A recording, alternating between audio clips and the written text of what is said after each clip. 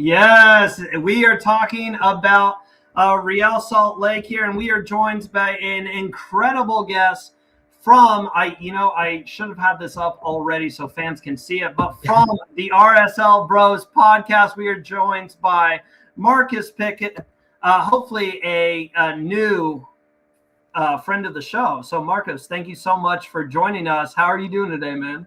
I'm doing great. Thanks so much for having me. It's a pleasure. It's a pleasure.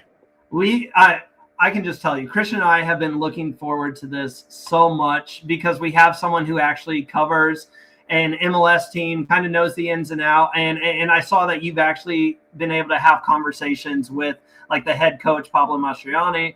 And that is just absolutely insane to me to see. So I have to ask, man, first off, what got you into Major League Soccer and how long have you been able to cover Real Salt Lake? I think I'll start with the how. So obviously our podcast is myself, my brother Alan, and my cousin Christian. It's just the three of us, and we're just doing what we love, talking all RSL. We're locals here from Utah, really close to the stadium, and we've just grown to love it. We're like, hey, we love soccer. Why don't we just talk about it as a podcast? We're like, let's do it. This is going into our third, fourth season, something like that. And we love it. We absolutely love it. Talking to Pablo, talking to all the players, it's a blast. So kind of the same way me and Randy here got into the same thing. We both love soccer, decided to start talking about it. We've been best friends since fourth grade. So kind of a interesting, cool little backstory. I guess my question for you, you said that you've been doing it for 3 or 4 seasons. How long into it do you feel like it took you to be able to interview, a head coach or be able to have that kind of magnitude? Yeah, it was probably second season. So it was like beginning of last season. That's when I had that access, but I think it was once I got that confidence to be able to open my mouth and be able to ask Pablo, ask Gozo, ask especially Luna, who's now the face of RSL, it seems like, to be able to ask those hard-hitting questions that everybody wants to hear. Yeah, awesome. Man, that's absolutely honor. You are living the dream, brother. And I feel like every podcast has to have their Christian. I have mine. And you guys have yours. So we have our own Christian. Yep. If you're a soccer podcast out there, take notes. You have to have a Christian before going live and everything. Well, gentlemen, let's go ahead. We've got a lot to talk about, especially having you here, Marcos, about RSL. I'm going to give the normal rundown that we always do with these teams, and then we'll get right into it. So Real Salt Lake finished 19th in Major League Soccer last season, 9th in the West. They had 11 wins, 15 losses, 8 draws. Their season ended. They were able to end the regular season with a 2-2 draw against St. Louis. That got them into the wild card where they lost 3-1 to the Portland Timbers. I'm so sorry to bring that back up. I wanted to start with some positive energy here. So I do want to ask you, Marcos, about my next question. It's the end of the season, how you guys ended up.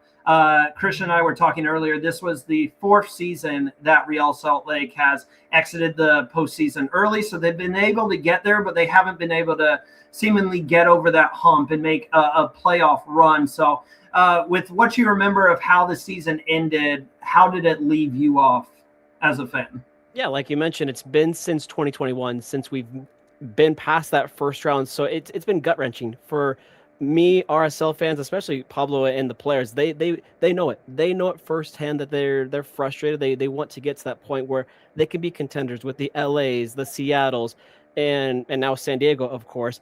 So it's gut-wrenching, but we know that the front office, we know that the coaching staff they're hungry. They want to make moves. They want to be a part of the top dogs. Mm-hmm. Let me ask you, I think it was Real Salt Lake I think it was last year, 23rd in player payroll. Do you think that we could see them kind of climb that, or is that kind of like where they want to be in the long run?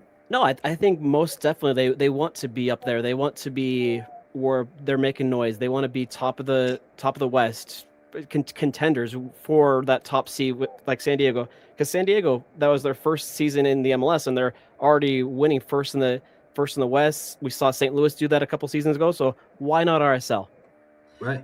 I think it's really interesting with how their season was last year. Super strong at home, which I know you're probably happy at going to see these games. Like seeing a strong home record is definitely a plus to have when you live nearby. They seemingly struggle. Where their struggles came in was on that back line. Struggled with the defense all season. You guys have started. We're going to get into who they brought in, who they've let go, and everything so far ahead of this 2026 campaign. But going into the offseason, was that a big thing for you when you kind of looked at where the club was at and you had your wish list? Going into the holidays, you had your wish list about what you wanted this club to do. Yeah. Was part of that fix this back line, or was there other elements you were focusing more on? Yeah, I think I speak to a lot of fans where we see backline we had so many struggles. We have a lot of dumb mistakes that we let in where it was just communication with our center backs, with our goalie. And I think that's the first thing that a lot of fans want to see get fixed is that I call it our Swiss cheese of our backline. I think Randy hit on it as well. You guys were stronger at home. I have your 3 away wins all year last year. And it seemed like that your Swiss cheese defense kind of seemed to be the issue on the road. Yeah. Would you agree with that then, or would it be stronger at home than on the road? Or yeah, there was definitely times where it was strong in both places, but all in all, it was definitely stronger at home. We call this behind me, as you can see behind me, is our stadium. We call it our fortress, the Riot. So it used to be called Rio Tinto Stadium. Obviously now it's called America First Field. But that's our fortress. This is our home. This is where we want to make sure it's a tough environment for away teams to come play. Yeah, go ahead. Sorry, I heard you call it on your podcast the greatest stadium in the MLS. Yeah, absolutely. It has the best backdrop by far. That view is amazing. Christian literally stole the words out of my mouth. That was the exact same thing I was about to say. I was going to be like, hold on a second. This is going to be off topic. No, but I had to talk about that gorgeous backdrop. Like, that's what I love about, like, I've been to three other MLS stadiums, and they don't compare. Don't compare at all. I've been to San Diego's, Miami's, and Portland's. No, not even close. Even close. I do have to say, before we get back on like the players and stuff, this is always fun to talk about because Christian and I have had extensive conversations about, like, one thing that's amazing about baseball is how each stadium feels unique and they have their own qualities. And I feel the same way about soccer, football, however you want to call it. And just the atmosphere that different stadiums bring. And that's not only in the stadium, but like the atmosphere around the stadium with the different types of bars and pubs that you can go to and really experience a full game day. So while we're on it, I do have to ask you, what's it like a full game day for an RSL fan? Yeah, of course. Like every soccer atmosphere, everybody shows up early to the tailgate where we have our different supporters groups. We have about 5 or 6 of them. They show up early. They're in our tailgate in the 90th South Law. I'll give a shout out to them. And they show up early. They're playing their drums. They're eating their different types of food that they bring. And then we have our march to the stadium, which is a blast. We got their smoke. They got their flags, their drums, and they're getting amped. They're getting hyped, ready to cheer on their club. You have to enlighten us a little bit as well. What is your supporter section called? Forgive me for not knowing. No, 100%. So all in all, it's called the Riot. But then from there, they have their other small groups. So from there, they got Los Caballeros Reales, Riot Brigade. I'm drawing a blank of names. But from there, there's just a bunch of other equivalent, bunch of fun groups. Salt City is another one of them. So there's all kinds of little groups within the big group. Absolutely, like with every club. 100%. Well, gentlemen, let's go ahead and get into some of the ins and outs for RSL so far from the end of the 2025 season to where we're at now. And I'm going to play something that is brand new to this podcast. You know, if you are a basketball NBA fan, you know of Woj bombs, but we don't have Woj bombs anymore. But we do have something else in terms of MLS, and it's called a Woj bomb. I'm going to play the graphic.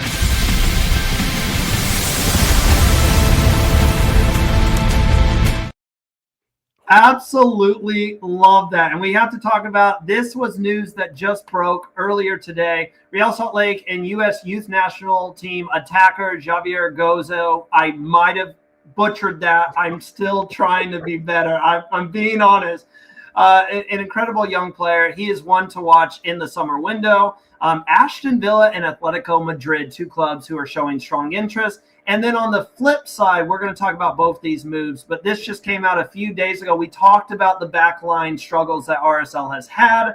Uruguay international wingback Juan Manuel Sanabria is traveling to Real Salt Lake to complete a transfer from Atletico San Luis. The deal has been a saga for a while now, and you can see their fee between 2 to 3 million. Not a DP, which I think is absolutely incredible work from the front office at Real Salt Lake. So before I go to Christian to get his thoughts, and maybe he'll bring up some other players he wants to talk about, Marcos, we've got two differing news here. We've got a young player on the way out, and we're going to talk about Diego Luna. We're holding that in the conversation, but we've got one young player potentially on his way out, and then another player coming in to kind of solidify that back line. I love this signing because the fact you can bring him in and not use a DP slot is absolutely fantastic work. So what do you think about these moves that Tom has been reporting on? Yeah, I'll start with Gozo. I like to call him Utah's finest because he's here from Utah, just literally just up the road. But I like it. Obviously, we saw his, I guess, call it breakout season with RSL. We see his beautiful bicycle kick against LAFC last season, and he had some amazing goals, amazing assists, and this kid has potential. But is he ready for Atletico Madrid, Aston Villa? No. In my opinion, no. I think give it at least one more season for him to push his potential, and then maybe. I just feel like it's way too early to be shipping him off to Atletico Madrid. We just see somebody from Orlando go off to Atletico over to La Liga. Is he going to get playing time? Who knows? But for Gozo, a little too early in my opinion. Now, Sanabria, I love this move. I love this move so much. Like I just mentioned, our backline was not the greatest going into the end of last season. So Sanabria brings that authority for this backline. Obviously, he plays for the Uruguayan nationals team, so he knows what it means. He had a little bit of a stint, very little bit, with Atletico Madrid. So very small bit, but I like this. I like this so much. So this is going to be a battle between Sanabria and Catranis over on there on that left-hand side. Christian, what do you think to add on to what Marcos is saying? Because I agree about everything you just said. Gozo's goal last season is something that stands out. You know, I've seen it so many times because MLS always posts like the goal of the year contention, and they post like the best goals from every single team. And I've seen that goal over and over again. An absolute masterful job from him. But I agree with you in the sense of, and this is something Christian and I know I was going to throw it to you, and I kind of got on a tangent here. This is something that we talked about earlier in the sense of there's some news happening around the league with like Denny Bouanga. And I know this is a totally different situation when we're talking about a young player, but when is MLS going to turn from that selling league? You know, we develop players, we send them overseas. When are they going to kind of evolve into a place where players stay kind of long term? And when you look at Gozo, yes, like this is a dream move to go play for these clubs. But how many minutes are you really going to be getting with these clubs when you could develop with Real Salt Lake, get some really good playing time here? And then we have seen players in the past who waited a few more seasons and then they get that massive deal to go overseas. So I kind of see where you're coming from with, you know, you're 18 years old. This is a great move for you, but is it in the long run with your playing time, I guess is what I'm saying. Like mentally, he's going to be excited about it. 100%. Yeah, I kind of want to touch on Gozo as well because I kind of agree with where you're going with that, Marcos, and the fact that a lot of times we see a lot of players that get that early move and they go too early, and it kind of stipends what they can do with their true potential. But like Randy was saying, with the players that have waited, like Thiago Almada, guys that have waited a couple of years and then actually went and performed well overseas, whereas 18 years old, you had 4 goals and 3 assists and 21 starts, which is a great homegrown start off for him. But in order to make that move too early, it could really hurt what he could truly be in the end. Yeah, and like I don't know if you guys have probably seen, I obviously had the opportunity. I interviewed Gozo during the media day, and I think we asked him those same questions, and he said multiple times that he wants to pick up where he was last season because he knows his potential. He knows what he's worth. And he was frustrated like many of the other RSL players where they ended. And he just wants to pick things up and just continue scoring those goals. And he was working his ass off all this past season, just putting in the work, putting in the grind, because he knows that this club has the potential. Is this a move? Are you convinced that it's going to go through? Because obviously the report that came out earlier today is these clubs are interested. Is this something, it's going to happen? Or as we kind of get closer to the end of the transfer window, particularly for Europe, is this a move that you think might wait around till the summer or potentially to next off season? That's a tough one, honestly. Like, it could go either way, but as it's going, I could see it maybe towards end of the summer, maybe after the World Cup. Same thing with Luna. It's one of those, let's see how the season starts off. Let's see how he plays and go from there.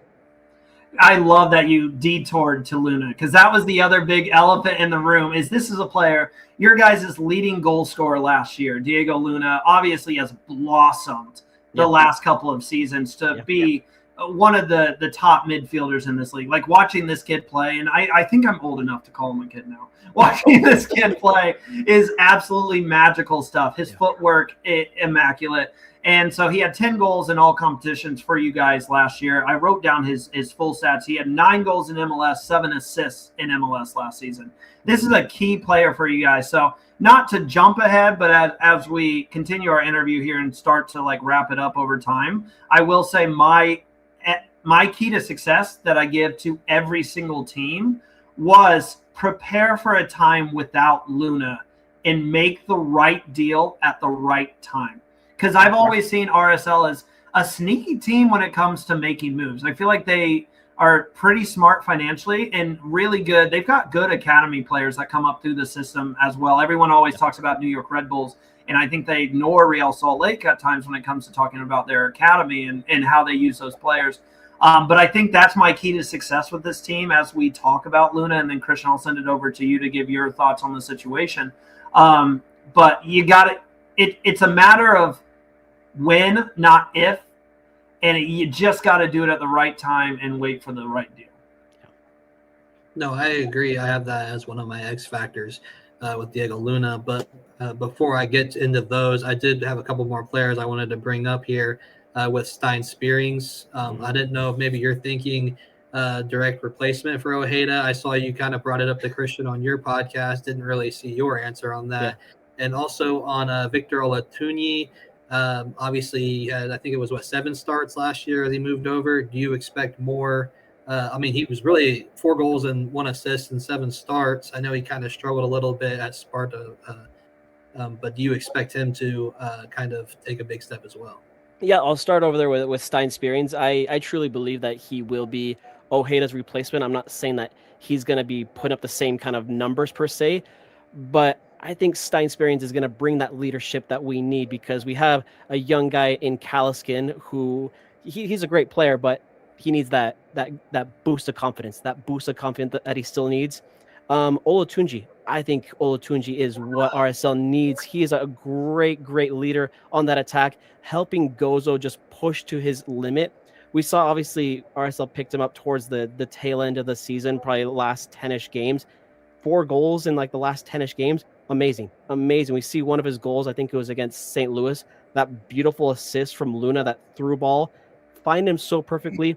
RSL's last preseason game, it wasn't unfortunately streamed, but it was against Dallas. I saw on their story, beautiful goal by Olatunji, called back because of a high kick on a bicycle kick. Just that kind of potential, being able to score a bicycle kick, he's going to have a great season. And he's doing that in preseason already. In the interview that I had with Pablo after that game, Pablo was like, best bicycle kick that I've seen ever. But the ref was dumb that he called it off because of a high kick. And I think you hit it right on the head when you talked about how him only coming over for about 10 games and coming out and performing well. Because I see a lot of times players will come in that time of the year and kind of struggle there at the end of the season and kind of pick it up for their first full season. Yeah. So the fact that he was able to kind of hit the ground running, I think, is a good sign going into this season with a full off season. Yeah. And then the last player that I do want to bring up, I will agree with you guys that Victor Olatunji, I fell in love with him that final regular season game. He had a brace, if you guys remember, against St. Louis to end the season. And we got, I think last season, it was like an appetizer. We got a little taste of what this player can do. Yeah. I seriously see this as an impact player that he's going to make me tune into Real Salt Lake games this year because I want to watch this guy play. He seems like a great dude. And I really think, I'm not just saying this because you're here, Marcos. I swear, Christian can back me up that I've been talking about him for a minute now.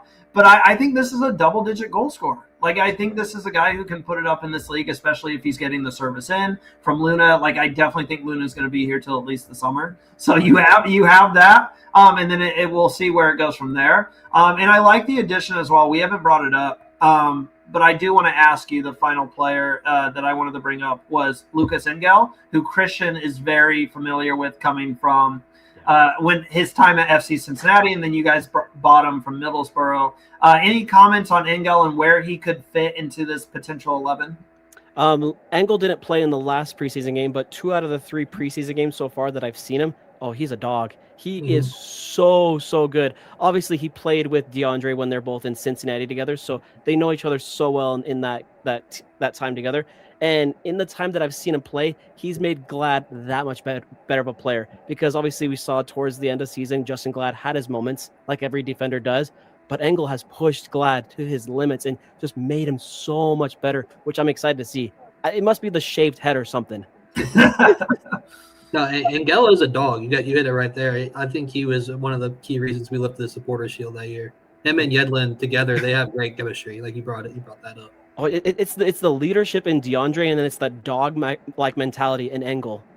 Mm-hmm. Christian, let's go ahead. You brought up one of your X factors. I gave my key to success earlier on in our conversations. What are your other X factors for this team heading into 2026 for them to find success and maybe jump into the second round of the MLS playoffs? Yeah, I think number one, as we brought up, is Diego Luna and his timeline. I think it seems like you said, a matter of when, not if, he's going to make that jump to Europe. I think if he does stay all season, we're looking at RSL's ceiling to jump into the top six in the West. But I think if he's sold in the summer, we can maybe expect a dip in the creation and late game control. Number two, I think their away form, big. Like we brought up earlier, RSL saw 3 wins on the road, 10 draws. I think if they can turn some of those draws into wins, then they can then submit themselves comfortably in the playoffs. And then, like we brought up, Victor Olatunji, is he a finisher or just a runner? We saw last year he really was finishing at a good in those first couple of games that we saw him. But he did show inconsistency at Sparta Praha. So if he can continue that form he had at the end of season, I think that's going to be, as you said, a double-digit goal scorer that could also submit them in the top. Well, Marcus, I have to go to you. And we always make our predictions about the season, but it's a little different for Christian and myself, who are just, we have our teams, but other than that, we're mutual, just MLS fans, love watching this league grow, and that's what's really fun about it. But to ask someone who actually covers a team and is a diehard fan of a team, when we spoke about the Galaxy, my team, I went in and I said, the signings we've made, I'm optimistic. But coming from a fan's perspective, how are you feeling ahead of the kickoff of the 2026 season for RSL? This is probably the busiest offseason that RSL has had in a long time. So to see all these signings in the back line and now in the midfield, I'm like, okay, I'm optimistic. Whereas that last game against Portland, the playoff game, I was like, oh, where the hell are we going from here? So do I see us getting out of the first round this coming season? Possibly. I feel a slight glimmer of hope. I'm not going to say wild card. We're definitely not going to be in the wild card this season. I love that. I feel bad. Christian kept bringing up your away record, and I'm like, damn, Christian, just driving it in here. I think that's the key. If you don't want to be in the wild card this year, you're going to return at least 1 or 2 of those draws into win. And you bring up a good point. Like, our first game of the season is going against a tough environment in Vancouver. So how serious does RSL want to be? Well, we'll see it first game of the season.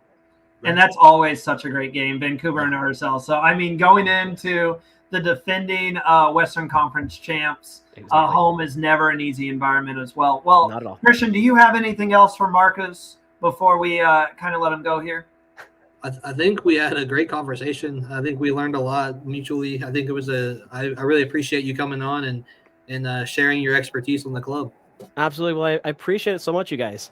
And then Marcos, like ditto what Christian said. It is an absolute honor to have you here. You are always welcome back. We'll have to have you on to recap a game or two this season. Maybe one of these times I'll bring the other two bros as well. Yes, do like a mutual stream and rate. Maybe we can. Christian and I were talking about maybe doing like live watches of games. Maybe get them in and we can sit down watch an RSL game. But where can people find you?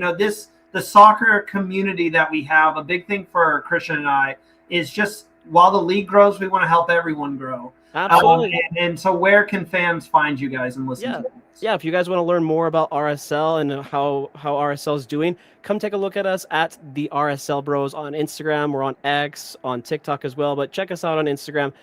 Listen to us on all where you check your podcast on Spotify, Apple, as well as YouTube. And I gotta say, the theme song for your guys' podcast is on point. Yeah. Who did that? What's the background to that? That'd be called Alan, the other RSL bro. So that's awesome. Well, Marcos, thank you so much, man. You gonna be watching the game tomorrow night? I have to ask you. Absolutely. I'm upset that RSL, of course, is not in this time around, but I can't miss soccer. You can't miss soccer at never at all. Awesome. Well, thank you for joining again, Marcos, and look forward to having you on again sometime. I appreciate it. Thank you, guys.